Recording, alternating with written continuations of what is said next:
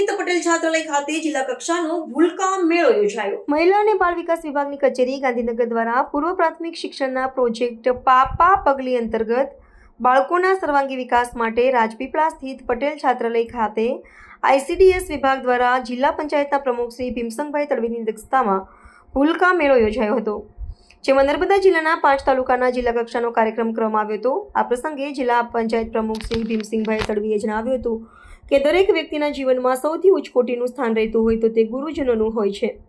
આંગણવાડી કાર્યકર બહેનોના ભૂલકાઓને માતા પિતા કરતાં વધુ હેત વરસાવી પ્રેમભાવ અને લાગણી સાથે સંસ્કારોનું સિંચન કરી દેશના ભવિષ્યને સાચી દિશા આપવાનું ખૂબ જ કઠિન કાર્ય કરી રહ્યા છે। તે પ્રશંસનીય અને ખરેખર માં ગુરુ કરતાં વધુ ઉચ્ચ સ્થાને રહ્યા છે।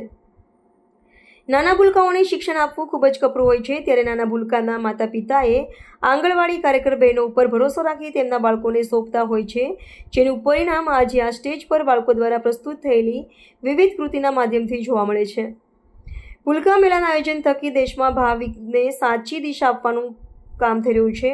બાળકોના ભવિષ્યને ઉજ્જવળ બનાવવા માટેનો આ એક ઉત્તમ પ્રયાસ છે। આ મેળાના માધ્યમથી દર્શાવવામાં આવેલા વિવિધ પ્રોજેક્ટ ભૂલકાઓને આકર્ષી રહ્યા છે। ભૂલકા મેળામાં સરળ ભાષામાં બાળકોને જ્ઞાન પીરસાઈ રહ્યું છે અને નવી ઉર્જા સાથે પ્રેરણા પણ પૂરી પાડે છે।